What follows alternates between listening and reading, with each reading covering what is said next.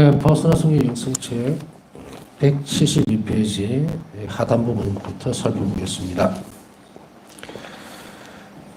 지난 시간에는 보면 대립 시기 동안에 그녀는 성모님의 침묵과 마음에 간직하시는 특성을 본받았으며 일기 1398번 오실 예수님을 위하여 자신의 마음을 준비했다.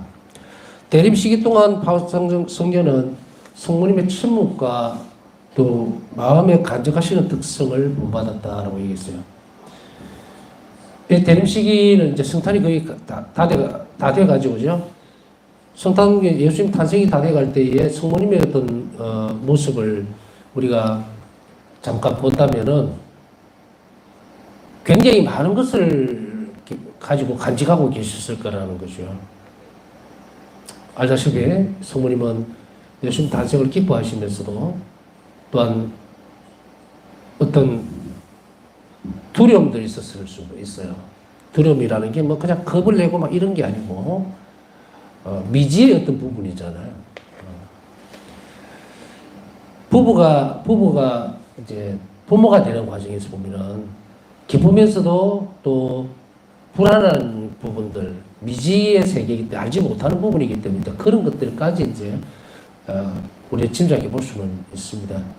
그 두려움이 아까 얘기했듯이 막연한 두려움이 아니고 그렇다고 호기심이라고 할 수는 없잖아요. 그런 것은 절대로 아니고 예수님 탄생에 대한 어떤 기쁨들, 은총 안에서 받아들여야 되는 것들, 또 그러면서도 모든 것들을 하나님께서 왜 당신 안에서 이런 놀라운 일을 하시는가에 대한 그런 깊은 감사의 마음 혹은 신비에 대한 그러한 두려움이죠. 하나님의 신비에 대해서는 우리가 과감하게 이렇게 마주한다는 것은 불가능한 일이에요. 우리가 이제 어떤 때는 어떤 상황을 보고서 아우 소름이 돋는다 이럴 때도 있죠. 그게 꼭 두려워서 그런 것만은 아니고 놀라운 일, 우리 상황을 벗어나는 일들을 만날 때도 그렇습니다. 여하튼 파우스나 성녀는 이 부분에 대림 시기를 지내면서 성모님께서 가지셨던 엄청난 폭발적인 그런 구세주 탄생을 기다리는 기쁨, 또한 어머니가 된다는 그러한 두려움들, 그리고 예수님께서 구원 사업을 실행해 나가실 때에 맡으셨던 어떤 모든 일들, 삶에 대한 것들 성모님은 알고 계셨죠. 그리고 당신이 얼마만한 어려움에 처했을지, 또 얼마나 굳세게 하나님께 의탁해야 될지 이런 것들을 다 가져가고 있는 그 상황을 파우스나 성녀는 특성으로 본 거예요. 우리도 마찬가지입니다. 내일이든 모레든 혹은 오늘이든 하루의 삶을 살아가는 과정을 살펴보면 항상 우리가 정말 정신줄을 놓지 않는 한은 두려움, 기대, 또 희망 이런 것들을 막 번복이 되어 있어요. 왜냐하면 모르기 때문에. 우리가 오늘 만일에 이 시간까지 오늘 하루 지내면서 어떤 어려운 상황에 봉착해 있다면 두려움이 더 컸을 수도 있고요. 또 오늘 어떤 기쁜 일이 있었으면 또 희망적인 부분들을 더 가져갈 수도 있을 거고. 예를 들어서 뭐 오늘 당신은 내일부터 출근하세요 하고 취직이 딱 됐다. 그랬을 때는 참 벅차오르는 기쁨도 있고 설렘도 있고 또 새로운 세계에 대한 두려움도 있고 이렇게 이제 번복이 돼 있어요, 사실은. 그래서 섞여 있는 부분에 있어서 우리는 두려움이라든지 힘든 상황들 또 혹은 의지하지 못하는 불안스러운 요소죠. 불확실한 것에 대해서 신의를 가지고서 믿음을 가지고서 쭉 가기 위해서는 필요한 것이 있죠. 은총입니다. 사람은 모르는 부분에 대해서 부딪힐 때는 항상 두려워하고 비키려고 그러고 피하려고 하는 성향이 굉장히 강하죠. 더군다나 우리가 하느님을 따라가는 길에 있어서는 악이 계속 그런 것을 주는 거예요. 공포감이라든지 미래에 대한 불확실성이라든지 혹은 하느님에 대한 어떤 믿음들, 희망들을 뺏어가려는 그런 것들, 이런 것들을 계속 밀어넣거든요. 그랬을 때 우리가 그럼 이런 혼란스러운 상황에서 우리가 뭐 기댈 때가 있어야 되잖아요. 하나의 작은 예를 들면 어떤 사람이 심리적으로 아주 불안정하거나 혹은 판단을 하기 어려운 상황에서 우리는 소위 이야기하면 사회적으로 본다면 전문가를 찾아가죠. 심리학자라든지 아니면 정신병 관련의 어떤 의사라든지 상담을 하게 되죠. 그래서 거기서 도움을 받고 자기 정상을 혹은 환경을 이해하게 되면 그것을 받아들이거나 극복해 나아가려고 시도를 한단 말이에요. 마찬가지로 신앙적인 영역으로 들어오게 되면은 이것을 극복해 나가는 그 과정들을 특성으로 본 거죠. 그러면 교과서적인 뭐가 있어야 돼요? 길이. 그게 누구냐면 바로 성모님이셨다는 거죠. 그 성모님은 이 바울사 성령에게 이 대림 시기 동안에 특별히 침묵과 마음의 가시가시의 특성을 본받도록 요구를 하셨고, 그리고 예수님 위해서 자신의 마음을 어떻게 준비해야 되는지를 알려주셨다는 거죠. 우리도 똑같이 이 시간에 있어서 이 대림 시기를 지내고 있기 때문에 우리는 바울사 성령가 하셨던 것을 본받아서 성모님께 침묵과 그리고 내적인 사랑, 그것을 우리가 잘 간직할 수 있도록 준비해야 돼요. 그리고 또한 예수님 위해서 자신의 마음을 어떻게 준비할 것인가, 예수님을 내가 만났을 때에 혹은 예수님을 받아들이기 위해서 나는 어떤 것을 해야 될 것인가, 그걸 앞에서 좀 설명을 드렸죠. 제가 그런 표현을 썼죠. 구유는 우리가 보여지는 것이 구유가 아니다. 우리는 방관자 혹은 시청자라고 표현하겠죠. 그런 관객의 입장에서 무대를 바라보는 그런 성탄은요, 여러분이나 저나 100번 해봤자 아무 소용이 없어요. 우리는 예수님의 탄생을 그냥 기뻐한다? 혹은 구경하러 간다? 아닙니다. 예수님 탄생에 내 모든 것이 다 달려있어요, 이거는. 예수님께서 탄생하시는 그 순간에 우리에게 약속은 영원한 생명에 대한 약속의 보증으로서 예수님이 드러났는데 그 사실을 보면서 너무 구경한다? 그래서 웅성웅성하고 가서 구유에 들여다보면서 아, 예수님께 무슨 마음으로 그 길을 가겠어요? 지금까지 대림식에 들어오면서 또 특히 성모님과 관련되어 있는 성모님 신심하고 관련되어 있는 이 부분하고 연결을 지어지면서 성모님 신심하고 연결이 되어져 있다는 것은 뭐예요? 바울사 성녀가 자비의 성모님을 만난 거죠. 그렇기 때문에 우리는 특별하게 자비의 성모님에 대한 부분들을 가지고 갑니다. 이렇게. 성모님을 모시고 사랑하는 것은 신심이에요. 그래서 그 길을 따라가면서 우리는 여러 형태의 다양한 어머니를 만날 수가 있죠. 그전에도 설명했지만 루르드, 파티마, 그 다음에 또 반네, 이런 성모님들, 성모님의 다양한 모습을, 어머니로서의 다양한 모습을 우리에게 보여주는 것은 당연한 거예요. 어떤 한 구절만 딱, 한 부분만 딱 보여주면서 이게 성모님 모습이다라고 하기에는 하나님 원칙이 너무 크다는 이야기예요. 그러나 바울사 성령에 드러나는 것은 다른 곳에서는 발견되지 않는 자비로운 성모님을 우리에게 어머니를 소개해주고 있죠. 그렇다면 우리의 성모님의 모습 속에서 하나님 자비를 어떻게 받아들이시는가를 잘 살펴봐야 되는데, 이 성탄 사건에 있어서 바울사 성녀는 성모님께서 아기 예수님을 품에 안으시는 그 순간 하느님의 자비를 입었다고 그 벅찬 기쁨을 표현해냅니다. 어떻게 자비를 입었을까? 성모님은 구원이 되셨죠. 그래서 성모님은 예수님을 잉태하시는 순간에 인간으로서는 가장 완전한 구원을 이루신 분이 성모님이에요. 우리가 결국은 지향하고 있는 게 뭡니까? 천국이 뭐예요? 예수님과 하나가 되고 일치가 되고 막 이런 말들을 많이 들으셨죠? 성모님의 모습은 예수님 잉태하시는 순간에 완전히 성체와 완전하게 하나가 되듯이 우리가 성체가 우리 영혼 안에 와서 우리와 하나가 된다는 일치의 문제는 마치 성모님께서 예수님을 잉태하셨던 그 모습과 같다는 거예요. 뗄 수가 없어요. 엄마와 태아는 뗄 수가 없어요. 숨을 쉬든 생각을 하든 뭘 하든 잠시도 눈을 떼거나 1초도 떨어지지를 못하는 관계죠. 그 성모님께서 예수님을 잉태하셨던 그 순간에 우리 영성치 않은 순간하고 똑같이 우리에게 전달이 되어져요. 똑같은. 최초로 구원을 약속받으셨던 그것은 완전한 자비를 입은 거죠.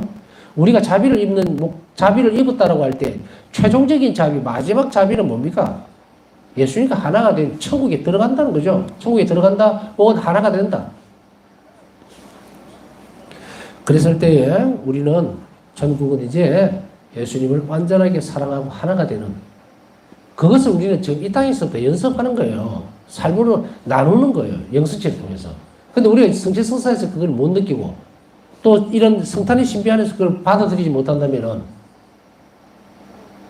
허상 정도가 아니라 개념이 없는 거예요.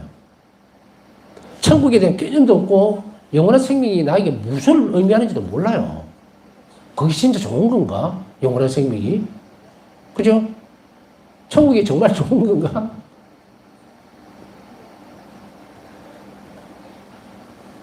내 영혼이 내 삶을 모든 걸 들여서 하느님께로 가야 되겠다라는 이 개념들도 말로는 부족한 부분이에요.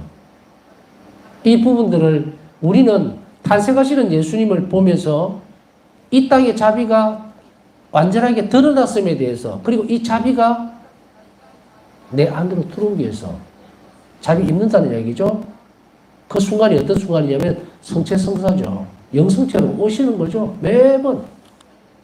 그래서 성탄은 한 부분의 사건이 아니라 매일 반복되어지는 성탄이에요. 매일 반복되어지는 우리 안에서.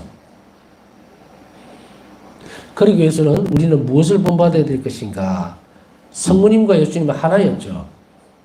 그렇다면 우리는 성모님과 예수님이 하나가 되는 그 상태, 또 그러한 부분들, 그 은총을 우리가 간직할 때에 내가 영원 안에서 예수님을 어떻게 모시는지를 알게 된다는 이야기니까. 박사 성녀는 자신의 마음을 준비했다는 것은 바로 성모님께서 예수님을 잉태하셨던 그 순간 완전히 하나가 됐던 그것, 일치적인 부분들, 그걸 위해서 준비를 하셨다는 이야기죠. 또한 침묵과 겸손을 실천하는 것을 결심했으면 일기 790번. 자신의 마음을 준비하면서 그러면 나는 어떻게 마음을 준비할 것인가 라고 했을 때 예물 준비를 하라고 얘기를 하고 싶어요. 구유로 꿈이라고 얘기했죠. 내 영혼 안에. 예수님께서 내 안에서 탄생하시도록. 그래서 내가 시청자라든지 방청객이거나 혹은 객체적인 어떤 부분으로서 예수님을 바라보는 시선이 아니라 그 예수님이 내 안에 사시도록. 성탄에서 예수님께 우리가 이제 구유조배를 하러 가죠. 이제 처음으로 이제 가까이 가서 신자들은 예수님 탄생을 기뻐하면서 그 모습을 들여다봅니다. 그러고는 획 돌아가죠. 그런데 이것을 좀 형상화시키면 그 신비의 어떤 부분들, 이 성탄 사건을 계속 그 자리에서 존재시킬 때에 거기 한 명 한 명이 나와서 구유의 조배를 할 때는 팔을 벌리고 예수님을 받아 모시고 가야 돼요. 이게 성탄입니다. 자, 목동들의 자리로 돌아가고 지금 대립식인데 준비를 시키기 위해서 미리 성탄 사건을 앞당겨서 지금 설명을 해주고 있는 것 같은데 여러분들이 한번 잘 살펴보세요. 이제 객관적으로 그때 당시의 모습들을 보면서 봤을 때에 그 목동들이 찾아갔을 때에 누구를 가장 먼저 만납니까? 아기 예수님? 아니죠. 어머니신 마리아를 가장 먼저 만납니다.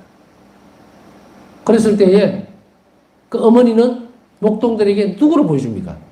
아기 예수님을 보여주죠. 자, 이분이 주님이시다라고 보여줍니다. 이것은 뭐냐? 와서 구경했다. 됐냐? 이거 아니에요. 목동들은 나름대로 준비를 해서 갔죠. 그때 당시에 이 모습들을 보면, 아기 예수님에게 가면서 빈손으로 가겠습니까? 이것이 지금 오늘날 우리에게 있어서는 어떤 형태로 됩니까? 신앙 안에서 예수님을 이제 모시고 가야 되기 때문에 우리가 무슨 양털을 짠 무슨 방석을 갖다 드리겠습니까? 아니면 양젖을 짜서 갖다 드리겠습니까? 이 상황은 생략돼요. 그러면 이 부분들을 신학적인 단어로서 이렇게 옮겨간다면 어떻게 될까요? 신학적인 단어라는 게 뭔 구문을 이렇게 적은 게 아니라 신앙적으로 써야 될 수 있는 그 단어를 일기책에서 이렇게 살펴본다면 바울사성령 이 말씀을 한 것을 어제도 말씀을 드렸을 거예요. 바울사성령은 성체 안에서 예수님을 그대로 보고 아기 예수님 모습으로 드러나는 이 성체의 신비를 보죠. 그러나 바울사성령은 우리에게 뭐랍니까? 여러분들은 믿음의 눈으로 본다 그러죠. 믿음의 눈으로 그걸 봐야 된단 말이죠. 그렇기 때문에 마음의 준비나 선물은 뭐예요? 내적인 거야 되겠죠? 그 내적인 것을 준비하는 것을 바울사성령은 이렇게 표현을 하고 있습니다. 침묵, 겸손 실천할 걸 결심하라. 이게 준비하는 거예요. 또한 찬미기도를 바치는 것, 준비하는 겁니다. 또한 성모님께 자신과 예수님 일치시켜 주실 것을 청했다. 일기 162번, 준비하는 겁니다. 여러분이 대림 시기에 어떻게 준비할지를 모른다면 지금 가르쳐준 대로 준비를 하셔야 돼요. 이 대림 시기에 특별히 침묵 가운데에서 하나님께 더 많은 부분들을 내어드리는 작업들.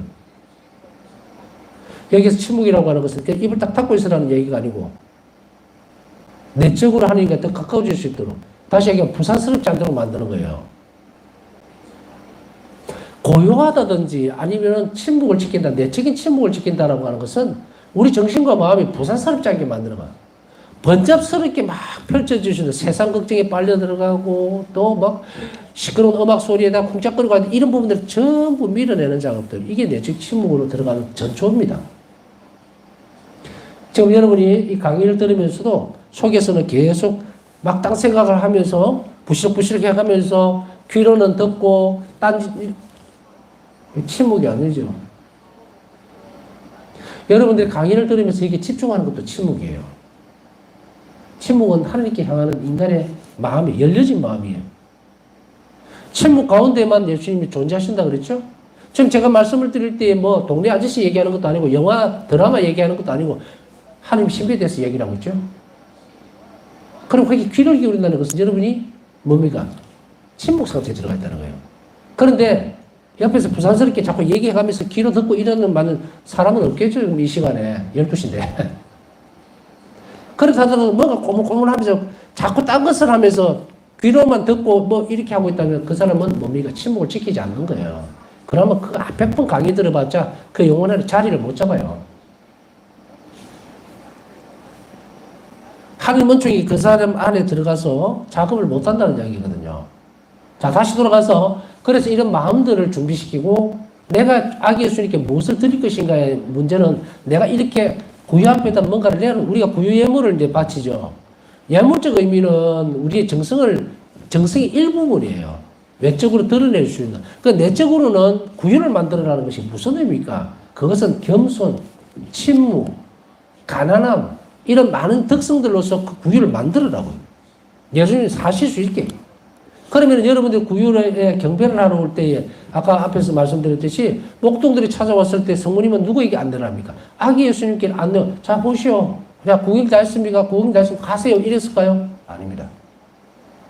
성체 성사와 결부시켜 본다면 성모님은 아기 예수님을 영적으로나마 그들에게 한 명 한 명에게 아기 예수님을 넘겨줍니다. 자, 이분이 구세주입니다. 이분이 자비십니다. 왜? 하나님의 구원과 자비는 1대1이거든요. 나하고. 그런데 우리는 어떻게 됩니까? 구유조배를 하라 그러니까 아주 그냥 공동체적으로 우 나와갖고 인사 고개 갖다 하고 쑥 들어. 얼마나 전례적으로 문제가 지금 많이 있는지 모릅니다. 물론 여러 가지 상황을 감안해 보면 저도 본당시에 봐서 잘 알아요. 그 한 명 한 명 와서 막 정말 정성스럽게 그 자리 꿀 앉아가 기도하고 이러면 뒤에 사람 밀려갖고 이 미사가 몇 시간이 걸릴지 모르죠.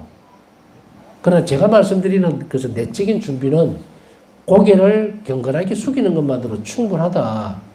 그러나 안타까운 거는 뭐냐면 제가 이제 팁을 하나 드린다면 구유조배가 끝나고 나서 이제 공동체적으로 하잖아요. 다 끝나고 나면 조용한 시간을 잡아서 성탄 시기에 예수님 앞에 가서 혼자만의 시간을 가지는 것도 충분히 권장할 만한 일입니다. 자, 어쨌든 여러분 가운데에서 이렇게 준비시켜지는 그 구유의 모습들. 그래서 이번 성탄 때는 여러분들이 성모님 손을 통해서 아기 예수님을 영혼 안에 모시고 가는 시간이었어야 된다라는 거예요. 반드시 그래야 합니다. 지금까지는 너무 몰라서 그렇고 떨어져서 그렇고 모르는 거예요. 성탄의 기쁨은 내 영혼 안에 오시는 예수님을 맞아들이는 작업이에요. 근데 우리가 매번에 성탄을 뭐 기쁘다 구주 오셨네 하고 입으로만 떠들고 그냥 뭐 오늘은 성탄이니까 좀 어쨌든 억지로 기뻐해야 되는 그런 성탄이라면 그 무슨 소용이 있습니까? 내 영혼이 기뻐하기 위해서는 준비가 되어져야 되죠. 그것은 영적으로 내 영혼 안에서 예수님께서 성모님 손을 빌어서 은총을 부어줄 때에 그 기쁨을 가질 수가 있죠. 그래야 참으로 기쁜 성탄을 여러분 각자가 맞이할 수 있는데 바울사성령은 바로 이런 것들을 은총으로 받아낼 것을 성모님께서 주시는 은총을 받아낼 것을 요구하고 있어요. 우리에게 이렇게 하라는 거죠. 그래서 여러분들도 바로 내가 어떤 특성들을 더 가지고서 예수님을 맞이할 준비를 할 것인가, 그리고 찬미기도를 바치면서 또 혹은 성모님께 예수님과 일치시켜 주십시오라고 하는 것을 기도로서 청하면서 이것을 성탄을 준비하라는 이야기죠. 또한 그녀는 구체적인 상황에서 어떻게 행동해야 하는지를 가르쳐 주신 성모님의 모든 바람에 응답하려고 노력을 했습니다. 일기 1250분. 구체적인 상황에서 우리는 이렇게 건너뛰지 말라고 그랬죠. 얼마 전에 예수님이시라면 어떻게 하셨을까라고 하는 것을 건너뛰지 말아라. 우리는 그렇게 건너뛰다가는 넘어져요. 중간에 다리가 없기 때문에.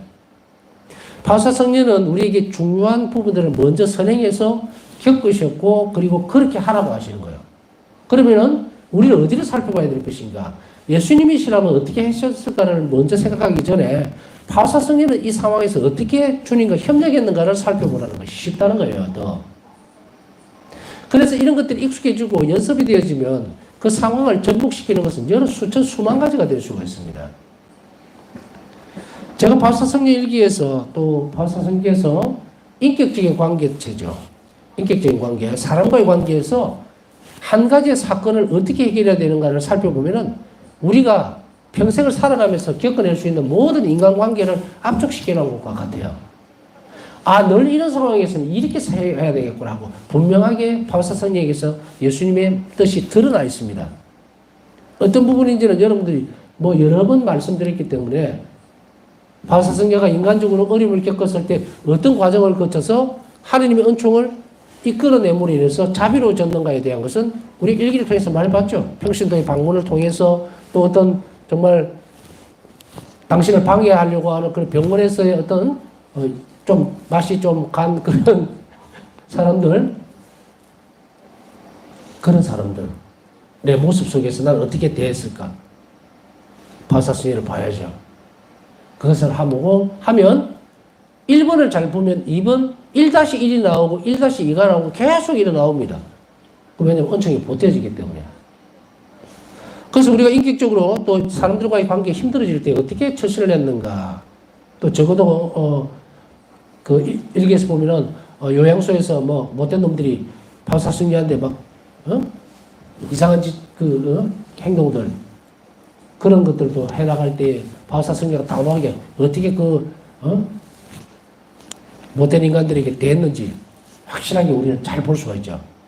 이것이 우리가 행동하고 나아가야 될 방향이에요. 그래서 이런 것들을 우리가 접목하고 실천해 나갈 때에 우리는 하나님 은총과 협력해 나가는 과정을 배우게 됩니다. 그렇게 우리 삶이 어느 정도까지 이렇게 특성적으로 성장이 되면 그때 우리는 비로소 예수님이라면 어떻게 하셨을까로 이렇게 넘어갈 수가 있어요. 그런데 어떤 사람들은 예수님이라면 어떻게 하셨을까를 생각해 보니까요. 예수님이 어떻게 하셨는지 알아들을 수가 없어요. 라고 하는 말이 그 말이에요. 국민학교 1학년짜리가 고등학교 1학년 수업을 받을 수 없습니다. 그렇기 때문에 우리가 이렇게 가르쳐주는 그 길은 바울사 성령을 먼저 보라는 거예요.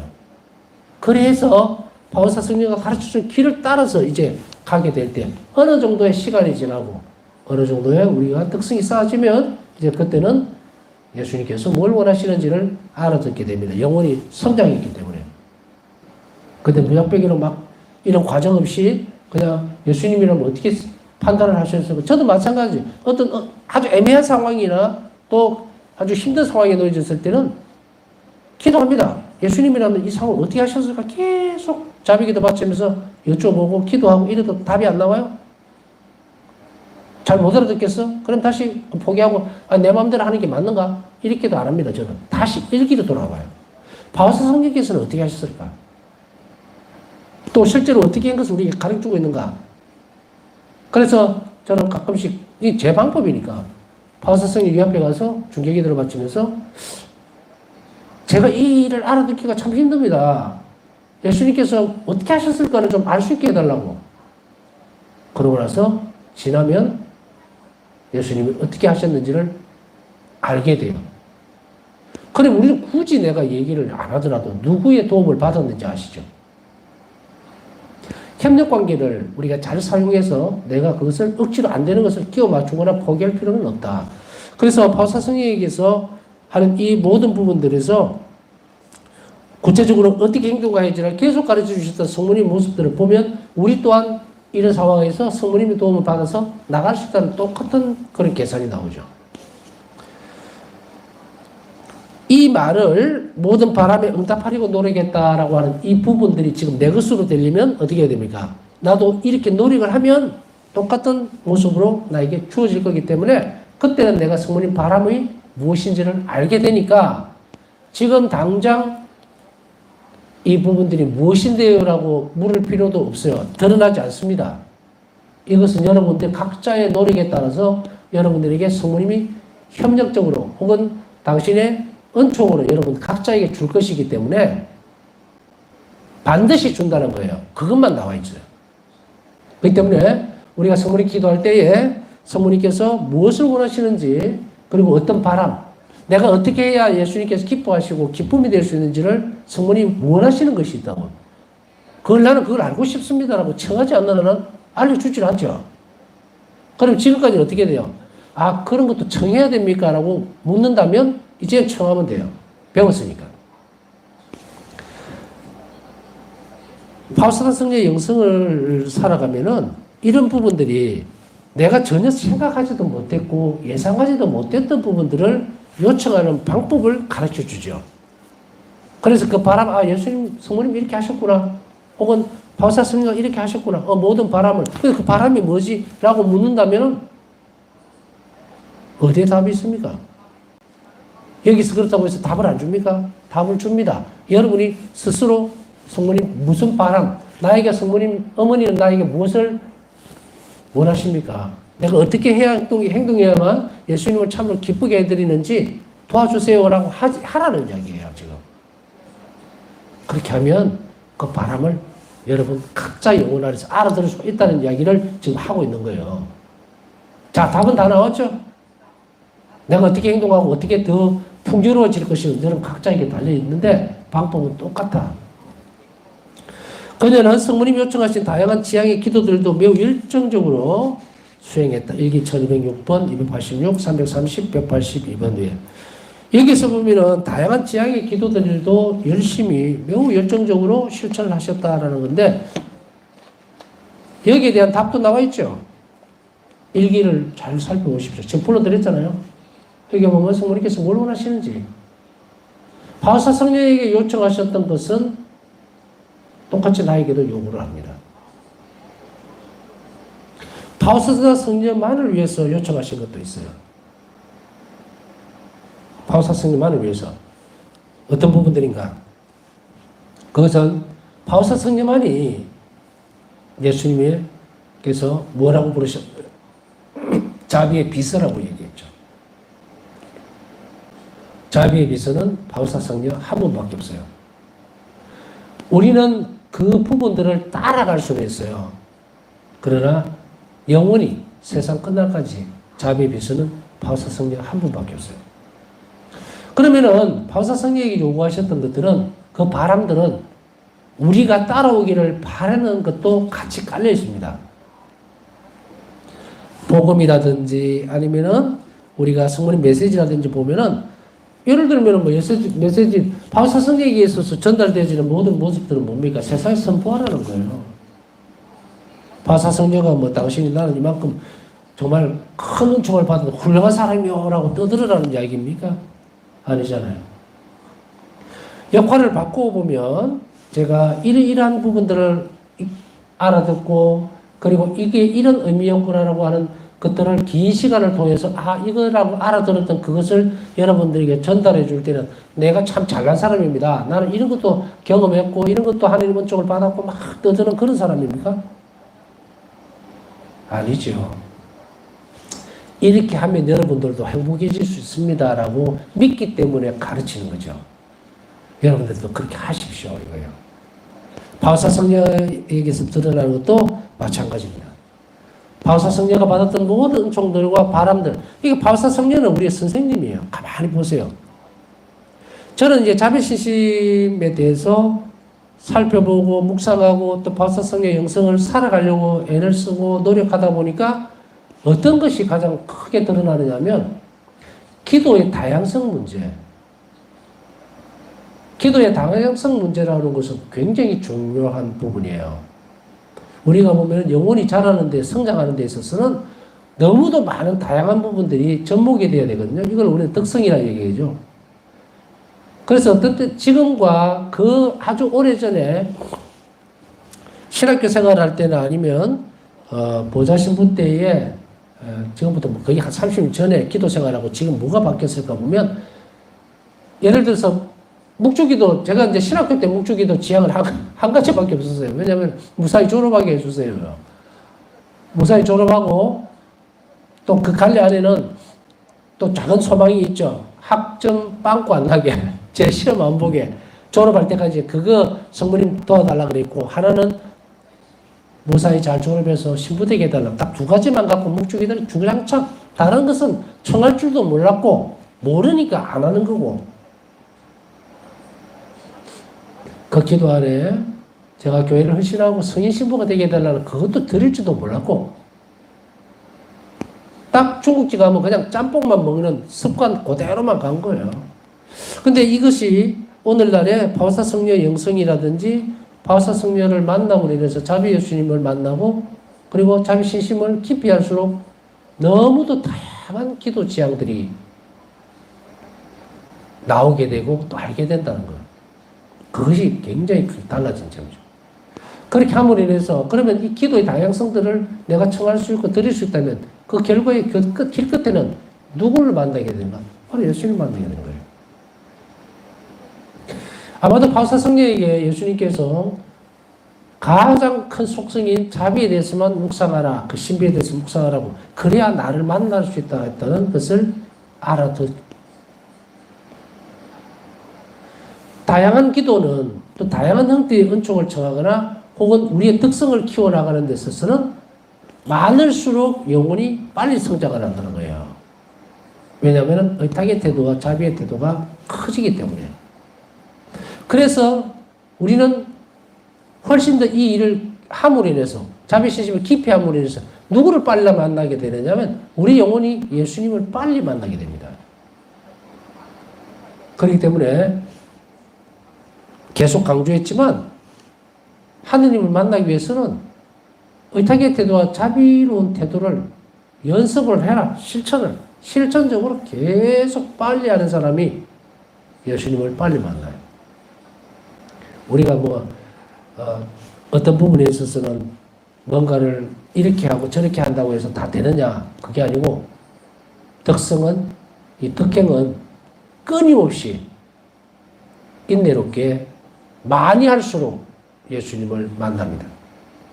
그러니까 이런 실천적인 부분에 있어서 바오사 성녀는 성모님의 바람을 충실하게 잘 따라가고, 그리고 듣는 것만이 아니고 그것을 힘써서 매일 실천했다는 것은 우리에게 크나큰 길을 열어주는 그런 스승의 모습이에요.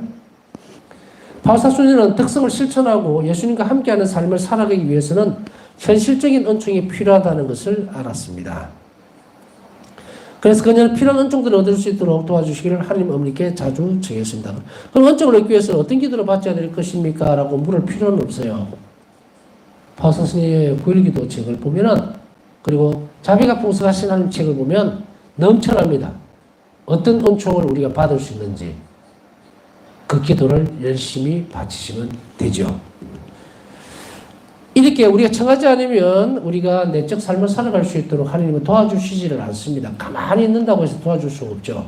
그렇기 때문에 우리는 하나님을 만나기 위해서 그 많은 노력들이 필요하고, 노력들과 더해서 은총이 필요하다는 것을 절감할 때에, 그리고 청할 때에 그 은총을 우리는 얻게 되고, 그 은총의 힘으로 우리는 어떻게 됩니까? 예수님과 함께 더 깊이 있게 일치할 수 있다라고 말씀을 드릴 수 있겠습니다.